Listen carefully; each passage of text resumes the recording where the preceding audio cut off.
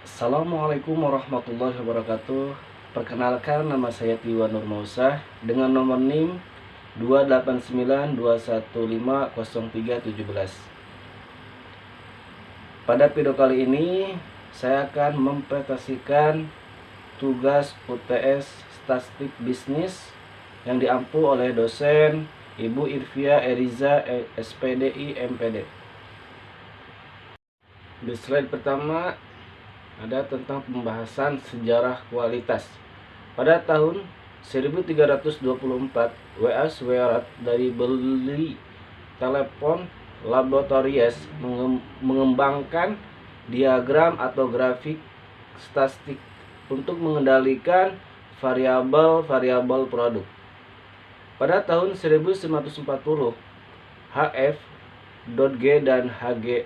Roming, keduanya juga dari Beli Telepon, mengembangkan teknik pengambilan sampel penerimaan untuk menggantikan inspeksi 100%. Nah, pada tahun 1946, American Society for Quality Control dibentuk. Pada tahun 1950, Edward Deming memberikan kuliah tentang metode statistika kepala insinyur Jepang. Akan pentingnya tanggung jawab kualitas pada manajemen puncak, dan di Jepang mulai penerapan total quality control. Nah, di sini ada sejarah produktivitas. Nah, pada tahun 1746, dalam suatu makalah yang disusun oleh sarjana ekonomi Prancis bernama Quesnay. Nah, terus pada tahun 1883, Littre mendefinisikan produktivitas sebagai kemampuan untuk memproduksi. Nah, di sini ada diagram kontrol atau kontrol disebut control chart. Adalah sebuah grafik yang memberi gambaran tentang perilaku sebuah proses. Nah, dalam diagram kontrol ini digunakan untuk memahami apakah sebuah proses manufacturing atau proses bisnis berjalan dalam kondisi yang terkontrol atau tidak. Nah, di sini ada contoh diagram kontrol. Nah, di sini. Nah, kegunaan diagram kontrol. Yang poin pertama, mendeteksi adanya variase penyebab khusus. Jika sebuah proses secara statistik terkontrol, maka 99,73% data akan di antara batas kontrol. Jika ada data yang keluar dari batas kontrol, mendefinisikan bahwa sumber variasi yang berasal dari luar proses. Nah, yang poin kedua, meyakinkan kestabilan sebuah proses. Kestabilan sebuah proses merupakan syarat yang diperlukan untuk bisa menghitung kemampuan proses atau disebut proses capability. Yang poin ketiga, mendeteksi perubahan proses dari waktu ke waktu. Jika titik-titik di dalam diagram kontrol semakin bergeser ke atas atau ke bawah dari waktu ke waktu, mendefinisikan bahwa ada perubahan kecil tetapi terus-menerus di dalam proses. Nah, perubahan ini sulit dilihat untuk jangka pendek, namun akan sedikit menurunkan tingkat kualitas produk. Nah, di sini ada diagram kontrol rata-rata. Nah, diagram ini digunakan untuk menganalisis proses ditinjau dari rata-rata variabel hasil proses dengan tujuan mengumpulkan keterangan untuk membuat atau mengubah spesifikasi, yaitu syarat-syaratnya yang harus dipenuhi oleh output proses yang dihasilkan, atau untuk menentukan apakah proses yang sedang berlangsung dapat memenuhi spesifikasi atau standar yang harus ditetapkan.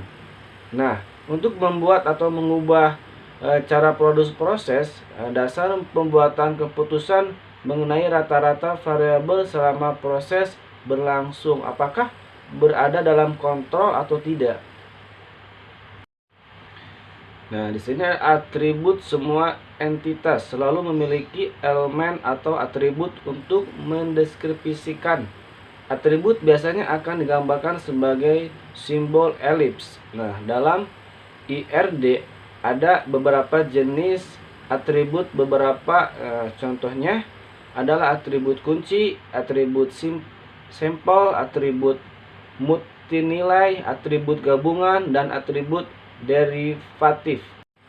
Diagram batang. Diagram batang merupakan media pengajian data yang dituangkan dalam bentuk batang-batang persegi panjang yang menjulang mengikuti frekuensinya. Diagram batang dibuat untuk mengajikan perkembangan atau naik turunnya suatu kategori data dari waktu ke waktu. Nah, atau perbandingan beberapa kategori data dalam suatu waktu, seperti data penjualan barang setiap bulan, jumlah siswa yang mendaftar pada sebuah sekolah setiap tahun, atau daftar barang-barang yang terjual pada sebuah toko di bulan tertentu. Ada dua sumbu yang dilibatkan dalam pengajian diagram batang, yaitu sumbu tegak dan sumbu mendatar. Nah, secara sederhana, sumbu tegak atau vertikal adalah sebuah yang terdiri dan merupakan tempat bagi frekuensi data yang akan disajikan. Nah, sebuah mendaftar atau horizontal adalah sebuah yang tidur dan merupakan tempat bagi kategori-kategori atau nilai-nilai data yang akan disajikan. Nah, salah satu ujung dari kedua sumbu tersebut berpotongan tegak lurus pada suatu titik, sedangkan ujung lainnya akan diteruskan sesuai dengan banyaknya data yang tersaji. Sini ada diagram rentang. Diagram rentang ini terbagi menjadi dua, yaitu yang poin pertama diagram rentang terendah. Nah, diagram garis yang menunjukkan data terendah dari suatu interval bilangan. Nah, yang poin keduanya diagram rentang tertinggi. Nah, diagram garis yang menunjukkan data tertinggi dari suatu interval bilangan. Nah, di sini contoh diagram rentang. Berat badan anak usia 1-5 tahun, rentang rendah. Nah, di sini cara kualifikasinya ada perempuan dengan garis merah, laki-laki dengan garis tinggi. Nah, di sini contoh diagram batang. Alhamdulillah, presentasi yang saya sampaikan semoga bermanfaat bagi teman-teman, terutama bagi diri saya sendiri. Wabillahi taufiq wal hidayah. Wassalamualaikum warahmatullahi wabarakatuh.